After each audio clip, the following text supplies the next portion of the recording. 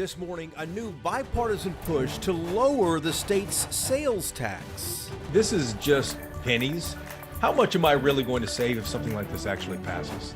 State Senator Royce West answers our questions, and the Democrat doubles down on his last interview with us, saying everything remains on the table when it comes to expanding school choice. What is happening behind the scenes among Texas Republicans at the state capitol? Can conservatives finally get rural Republicans on board with education savings accounts? State Senator Brandon Creighton, chair of the Senate Education Committee, joins us from Austin. Texas Congressman Lance Gooden condemned this weekend by both parties for questioning a colleague's loyalty to the U.S. because she has a Chinese heritage. And Florida Governor Ron DeSantis moving into Greg Abbott's turf this weekend. DeSantis making stops in Dallas and Houston. Speculation mounts on whether he will run for president. Inside Texas Politics with Jason Whiteley starts now. Good Sunday morning to you. I'm Jason Whiteley. Before we get to our guest this morning, let's get to some of the top political headlines across Texas. Florida Governor Ron DeSantis spent the weekend here in Texas, stopping in events in Dallas and in Houston. These were fundraisers for the Republican parties in each of those counties. Right now, DeSantis is polling well against Donald Trump, but Trump remains the front runner. The Florida governor no doubt testing the waters here in the largest Republican state to see what level of support he could get if he decides to challenge Trump. The pandemic proved to us just how important those microchips are when car prices shot up and electronics were in short supply. President Biden and a number of Republicans now incentivizing companies to start making those chips back here in the U.S. again. Samsung has announced a $17 billion factory in Texas. Texas Instruments also investing almost $30 billion here. And Texas Congressman Lance Gooden, he is getting slammed by both political parties over something he said. Gooden questioned Congresswoman Judy Chu's loyalty to the U.S. She is the first Chinese-American congresswoman, as she represents parts of California. Well, Gooden also said that she should be barred from classified information. He represents parts of Texas, North Texas, and East Texas. Chu called Gooden a racist. His office said he was too busy for an interview with us.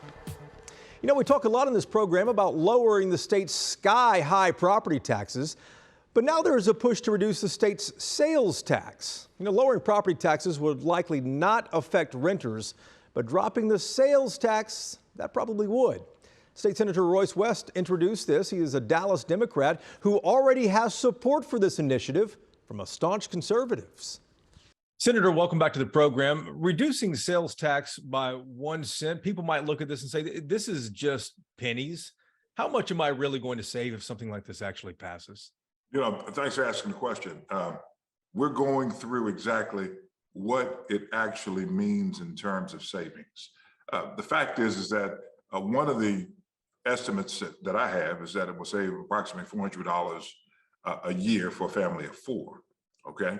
And so we got to look at whether or not those numbers are actually the numbers that will prevail in terms of savings. And if it's $400 a year, it's equal to what you'd save in property tax reduction also. If this passes, that means the state would also collect about $7 billion less. Of course, we have the the surplus this year, which is additional money in the coffers there. But can the state afford this? Can the state sustain losing $7 billion? All right, I don't want to get too far in the weeds, but this is what we'll do. Before I even thought about filing this bill, I looked at the projected revenue estimates well into 2028. And the latest revenue estimates that I have going out to 2028 shows that the state will average about 8 to 10% growth over those many years. So from that vantage point, yes, we can afford it.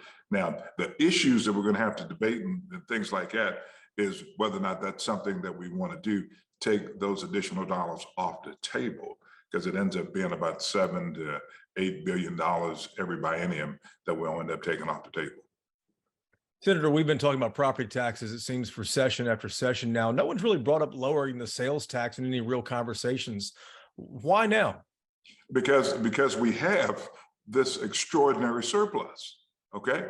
And if you want to get the broadest base tax relief, we do it through sales tax. Because some of the issues concerning property tax reduction, which I'm for, in addition to sales tax relief, is that if you just do sales tax, if you just do property tax, you're only getting property owners, those with homesteads. But if you do sales tax, you get the renters, you get persons that don't own property.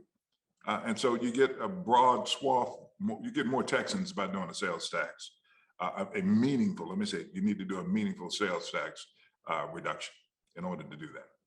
A few weeks ago here on the program, you said that you would consider alternatives if specific schools continue to fail students. And that comment got a lot of people talking, Senator. Good. I'm glad people are talking about it. They watched the program here, and you had a lot of them scratching their heads here. Does that mean that you would support vouchers or education savings accounts or expanding school choice this session?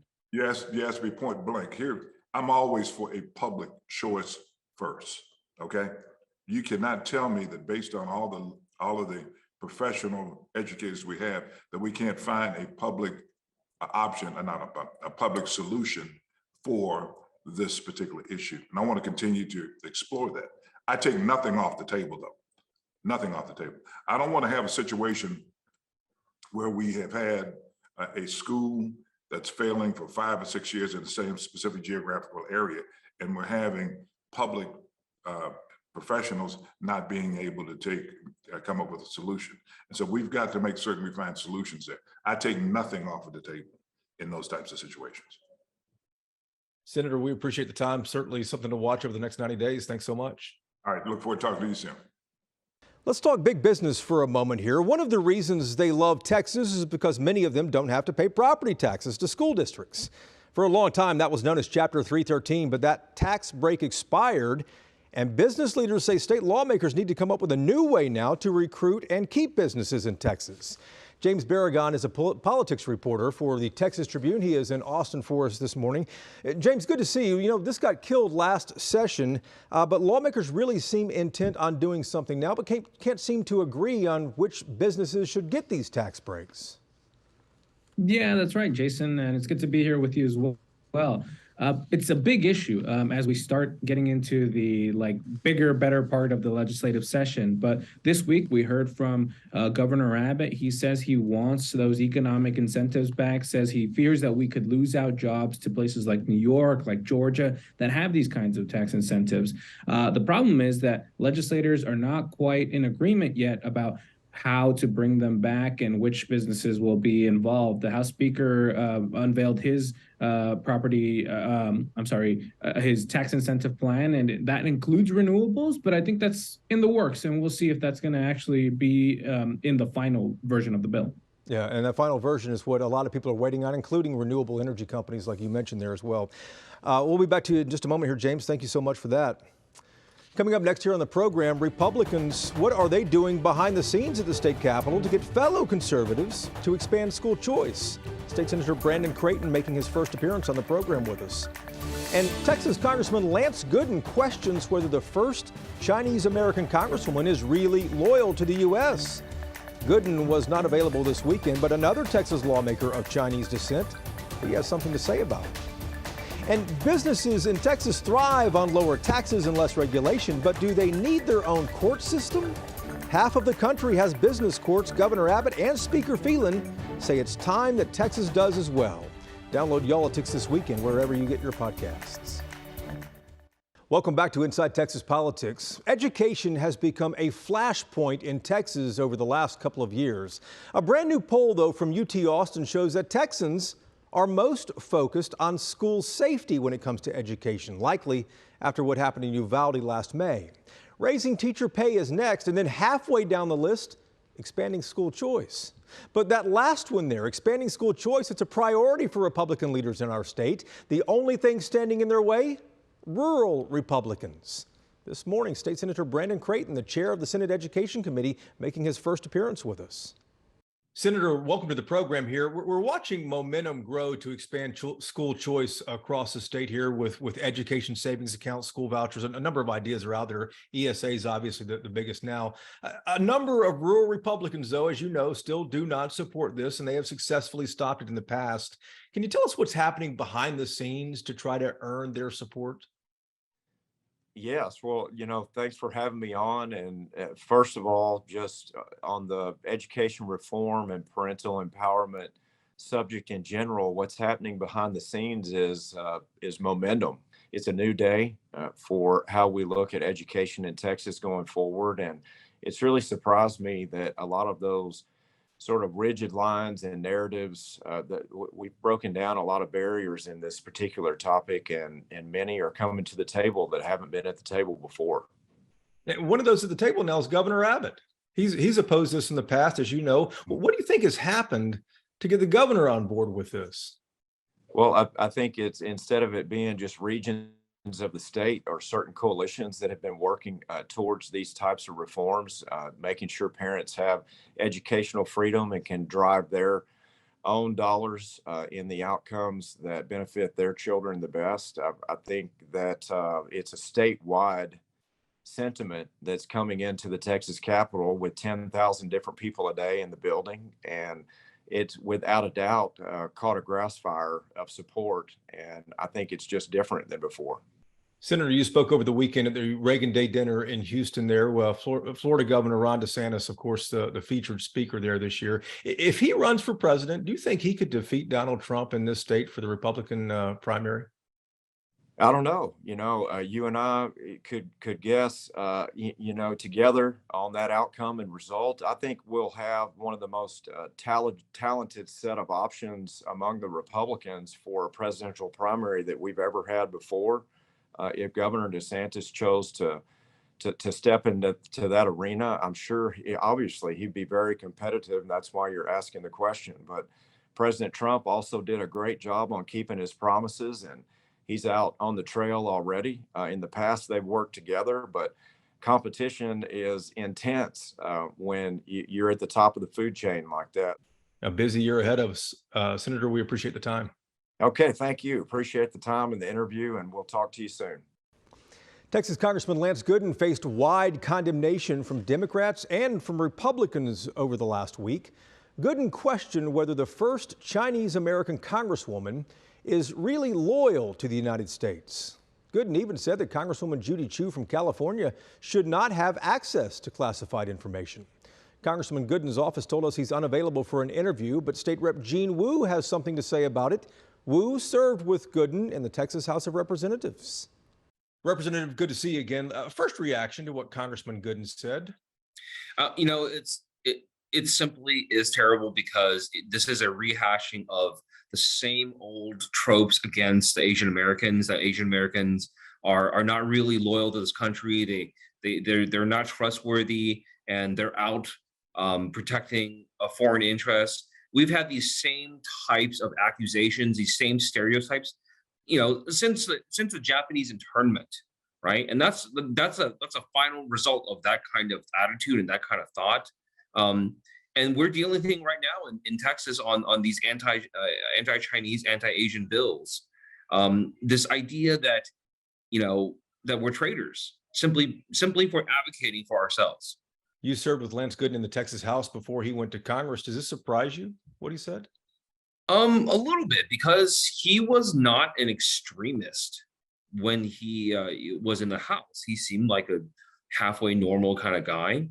And for him to take this kind of very charged, racially motivated type of attack against a senior member of the U.S. House is just, it's surprising, and it's frankly very shocking, and it's offensive. I don't know what the hell's happened to him, but he may want to get that checked out. Representative, in Texas, DPS, the Department of Public Safety, announced a few days ago that has finally started notifying, I think, 3,000 or so people who had their driver's license data stolen. These are all Texans with Asian names.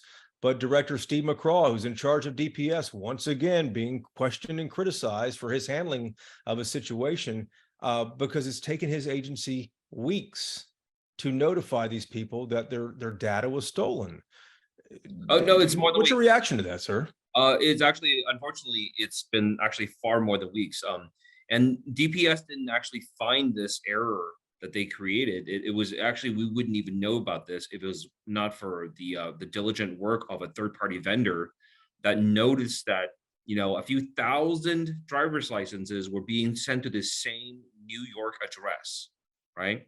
And this situation came because DPS chose not to use a higher level security on when people request renewed driver's licenses. And you know we can let them maybe get a pass on that because they didn't understand what's internet security was and how important it is. But the fact that they found out about this at the end of last year and did not agree to inform the victims of this crime until they were pressed on it this week. That is shocking. That is far, far below grade. We are wholly unsatisfied with both Director McCraw's performance and just how this entire situation is handled and how many other situations, including Uvalde, was handled. Representative, thank you for the time. We appreciate it. Absolutely. Thank you.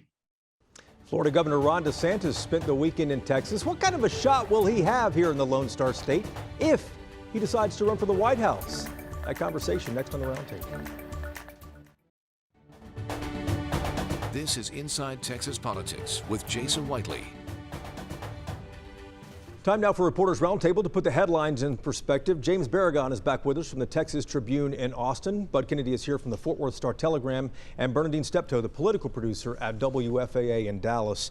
Bud, let's start with you. Ron DeSantis in Houston on Friday night, in Dallas on Saturday night, here this weekend. These were fundraisers for the local parties, but the DeSantis team said no reporters are allowed inside. Can he afford to avoid free media like this if he's thinking about running for the White House? Yeah, it's like yes, he's here in Texas, but we don't want anybody to tell anybody about it. It's very odd here in Texas, but in Florida, this is how he's operated. He's shut the media out of everything. He's basically running against the media and bashing the media as part of his campaigns at one big forum in Florida. It's an appeal to the primary voters, Republican primary voters. Yeah, but what's the strategy behind this, Bernadine? Because at some point you have to appeal to more than that, and you need the free media when you only know Ron DeSantis from the headlines when he's not the governor of your state here. Actually, he's getting free media because we're talking about it. But he's controlling his message. And at this point, he only wants to communicate to those who he needs to communicate, in which are the primary voters. But it's typical.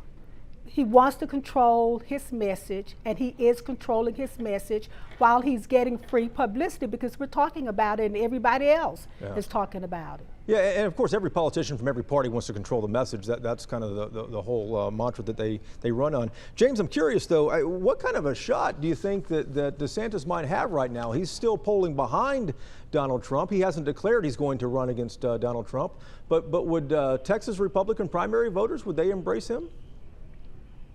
Well, I think he is polling very well. I mean, he's still behind Trump, but that's perhaps the reason why he's doing this soft launch, testing with smaller crowds without any press coverage so that he can really test the field.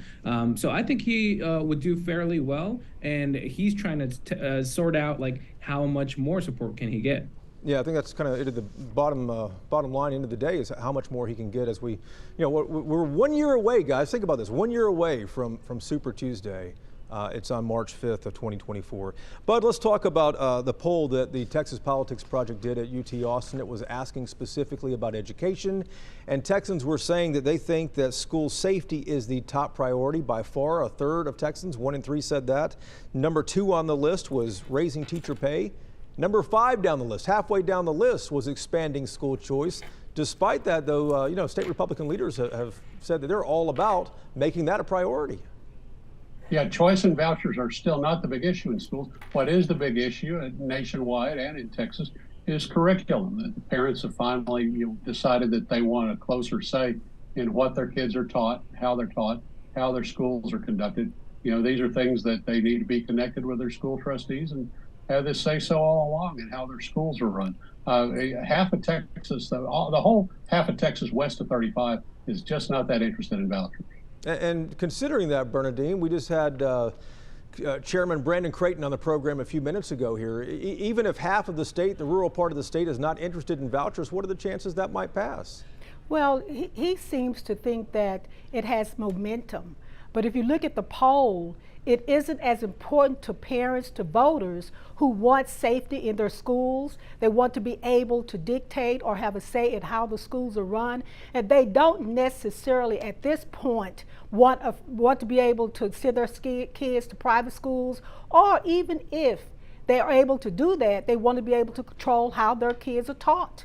And that's what's important to them, and safety. Remember, they have not forgotten about Uvalde.